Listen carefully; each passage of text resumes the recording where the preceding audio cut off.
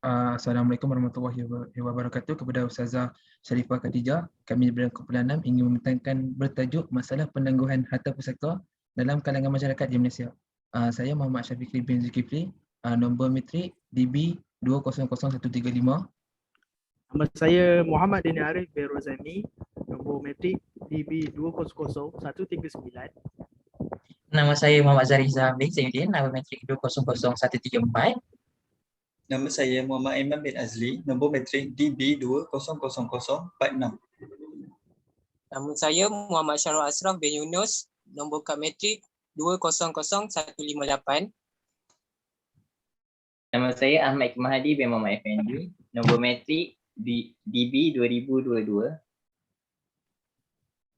Nama saya Muhammad Hanif bin Mustafa, nombor kad metrik DB 20005.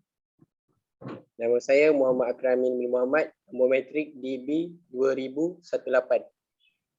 Nama saya Muhammad Idlan bin Daniel, nombor metrik DB 200136. Dan nama saya Ahmad Syahid bin Syamsuri, nombor kad metrik DB 200054.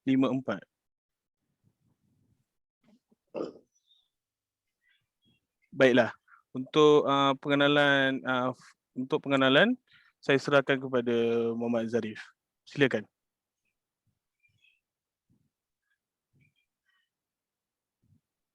Terima kasih Ahmad Syahid untuk pengenalan.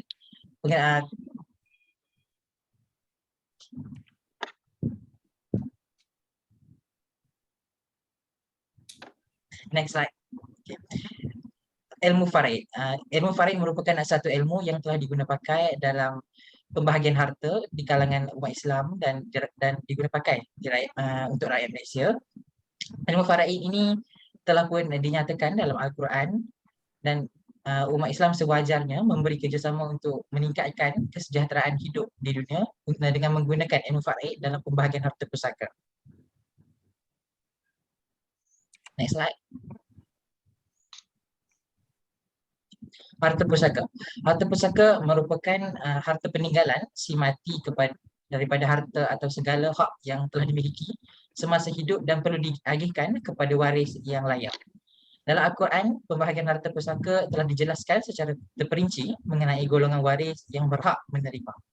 Pengagihan harta pusaka yang betul memberi kebaikan, bukan sahaja memberi kelebihan kepada pewaris, namun juga memberi impak yang positif dalam ekonomi dan kesejahteraan sosial. Memandangkannya ia merupakan salah satu sumber perolehan ekonomi kepada umat Islam.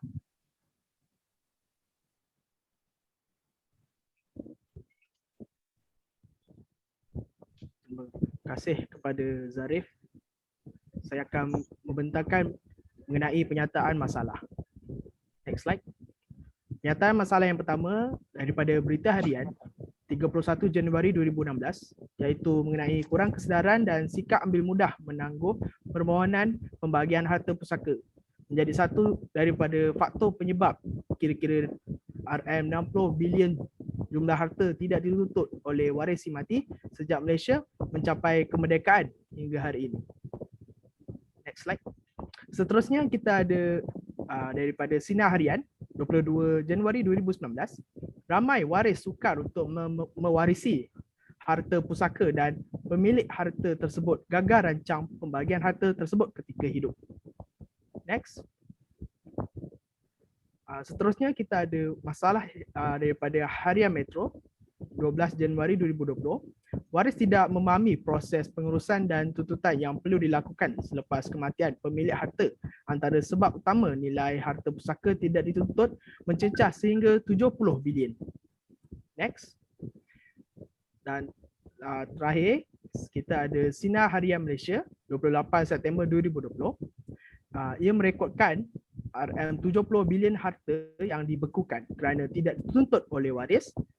Yang kedua, kurangnya pengetahuan tentang kepentingan mengurus harta ketika pemilik masih hidup dan ramai menganggap tuntutan harta adalah mudah. Saya serahkan kepada presenter yang seterusnya. Silakan. Baiklah, sekarang saya akan present tentang kajian lepas. Next. Okey, yang pertama, pengurusan harta pusaka ringkas secara berwasiat dan tidak berwasiat yang ditulis oleh Ainan Husnan Muhammad Saifullah daripada Master Candidate Department of Syariah and Law Academy of Islam Study University of Malaya. Jurnal ini membincangkan tentang perkhidmatan ARB yang pelbagai dalam mengenakan bayaran dan berpatutan kepada pelanggan dan tindakan amanah rakyat berhad dalam mengendalikan permasalahan dalam pengurusan harta pusaka berwasiat dan tidak berwasiat. Seterusnya, faktor-faktor yang mempengaruhi harta pusaka beku di Malaysia yang ditulis oleh Wan Suraya Wan Hasin daripada Fakulti Pengurusan dan Muamalah, Kolej Universiti Islam Antarabangsa Selangor. Jurnal ini membincangkan tentang menerangkan tentang faktor yang dikenal pasti telah menyumbang kepada masalah harta pusaka beku di Malaysia. Dan antara faktor yang ditegaskan dalam jurnal beliau adalah faktor pemilik harta, waris dan perundangan. Next. Seterusnya, mekanisme pembahagian harta pusaka tanah rancangan. Kajian di Felda Taib Andak Sri Kulai Johor yang ditulis oleh Nur Razila Mat Husin daripada Fakulti Tamadun Islam, Universiti Teknologi Malaysia. Jurnal ini menerangkan tentang Sekatan Akta Tanah Kawasan Penempatan Berkelompok 1960 dan menerangkan tentang pandangan syarat terhadap Sekatan Akta Tanah tersebut. Jurnal yang terakhir adalah keperluan ijtihad dalam pengurusan pewarisan harta, kajian terhadap amalan Nuzriyah di Singapura yang ditulis oleh Sohaimi Mustar dari Fakulti Tamadun Islam, Universiti Teknologi Malaysia. Jurnal ini membincangkan tentang membuat kajian pewarisan harta pusaka dengan menggunakan konsep ijtihad dan menerangkan tentang amalan Nuzriyah di Singapura. Seterusnya saya serahkan kepada presenter yang seterusnya. Terima kasih. Baiklah, kita akan teruskan dengan bahagian objektif. Yang pertama, menghubungkan konsep pembahagian harta pusaka dan hubungannya di antara kes yang berlaku di Malaysia menurut perspektif fiqh Islam. Harta pusaka merupakan harta yang telah ditinggalkan oleh seseorang yang sudah mati bagi mewarisi oleh ahli keluarganya sendiri. Harta tersebut ialah segala harta yang ditinggalkan oleh si mati yang merangkumi harta alih dan harta tak alih setelah ditolak segala hutang dan kewajipan yang harus disampaikan kepada pihak yang mempunyai hak menurut undang-undang. Walau bagaimanapun, ia tidak bermaksud kesemua harta si mati menjadi harta pusaka. Harta yang dimaksudkan tidak termasuk harta derma kepada orang lain sepanjang hayatnya, harta yang dijual oleh orang mati, derma harta yang dipegang oleh amanah si mati, pencen termasuk pencen pertanyaan, hadiah dan hadiah untuk perkesor dan mereka yang menziarahi si mati. Baiklah, poin yang kedua, mengenal pasti punca penangguhan pembahagian harta pusaka di Malaysia. Yang pertama, masyarakat kurang kefahaman terhadap konsep sebenar pewarisan harta secara far'i. Penangguhan pembahagian harta ini akan menyebabkan banyak implikasi yang negatif, iaitu yang pertama ialah pemilikan harta tanpa hak. Kebanyakan warisan tidak mempunyai ilmu yang sangat baik serta mendalam tentang ilmu far'i ini. Ada yang terus sepakat menggunakan atau melantik abang sulung di dalam keluarga sebagai pentadbir untuk membahagi harta. Kedua ialah status pemilikan harta akan menjadikan tidak jelas. Dari segi undang-undang, selagi harta pusaka terutama tanah itu belum dibuat pembahagian, maka status pemilikan oleh waris-waris masih tidak rasmi dan tanah masih terdaftar atas nama si mati. Ini akan mendorong kepada pemilikan sesuatu harta pusaka tanpa hak jika diduduki oleh mana-mana waris dan kemungkinan boleh dipertikaikan pada bila-bila masa. Ketiga ialah akan berlaku kehilangan dokumen penting serta lupa terhadap fakta sebenar pembahagian harta tersebut. Harta ini akan menyebabkan berlakunya kesukaran untuk membuktikan sebarang tuntutan harta pusaka serta akan melewatkan proses tersebut. Kita teruskan dengan poin yang ketiga. Okey, terima kasih kepada saudara Aiman. Saya akan meneruskan objektif yang poin yang ketiga, iaitu menguraikan langkah penyelesaian pembahagian harta pusaka, di mana kita akan membincangkan dan mengkaji balik dan tentang cara untuk menyelesaikan pembahagian harta pusaka, di mana masalah-masalah sering terjadi apabila hendak membagikan harta pusaka secara adil. Terima kasih.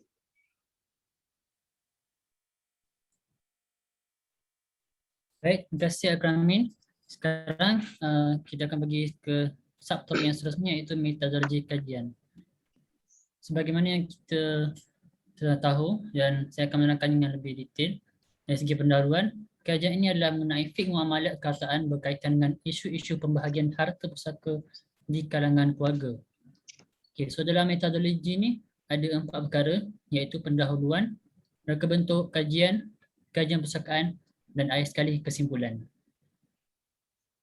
Untuk reka bentuk kajian, ini dilakukan dalam bentuk kajian pusakaan, di mana kami mencari jurnal-jurnal, akhbar-akhbar yang berkaitan dengan tajuk iaitu penangguhan harta. Dan seterusnya, mengambil kajian lepas untuk menyokong kajian yang telah dilakukan pada yang kami telah buat. Okey, seterusnya ialah kajian pustakaan, kaedah yang biasa digunakan oleh para pengkaji untuk mendapatkan data dan bukti kajian. Yang kedua, meneliti bahan-bahan bacaan dan kajian-kajian lepas yang berkaitan dengan harta. Okay, seterusnya ialah ulasan kajian perpustakaan. Seterusnya saya terima kasih kepada ulasan kajian ini telah dikaji. Antara punca yang pertama ialah selalu beranggapan bahawa perancangan awal pembagian harta adalah tidak diperlukan mengikut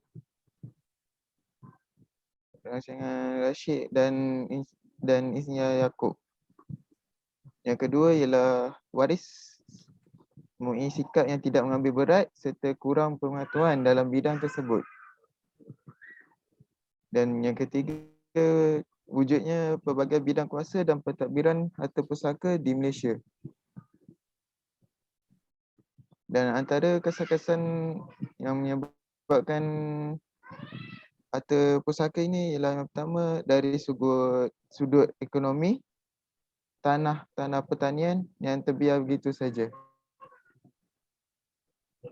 Antara langkah-langkah penyelesaian untuk pembagian harta pusaka ini ialah yang pertama, pengurusan dan pentadbiran harta pusaka Islam di Malaysia boleh merancang dan melakukan aktiviti mengikut sistem pentadbiran Malaysia yang diaturkan. Yang kedua ialah pengurusan dan pentadbiran boleh mengadakan undang-undang bertulis pusaka Islam iaitu faraid dalam bentuk subtatif.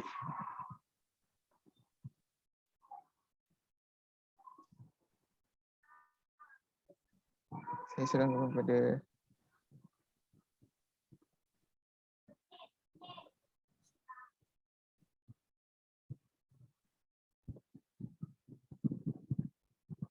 Okay, terima kasih Muhammad Hanif. Okay, sebagai kesimpulan, perancangan dan pengagihan harta merupakan perkara yang dituntut dalam Islam. Kewajipan merancang pengurusan harta haruslah dibuat dengan bijak dan teliti kerana harta merupakan salah satu aspek penting dalam kehidupan.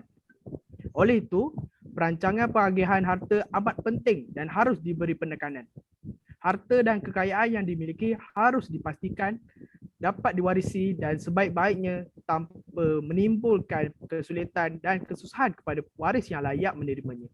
Justru itu, persediaan merancang pengagihan harta adalah amat penting kepada waris. Ini dapat memastikan harta dibahagikan dengan betul dan tidak akan menjadi bahan pertelingkahan di antara kaum keluarga di kemudian hari. Sekian, wabillahi taufiq wa hidayah. Wassalamualaikum warahmatullahi wabarakatuh.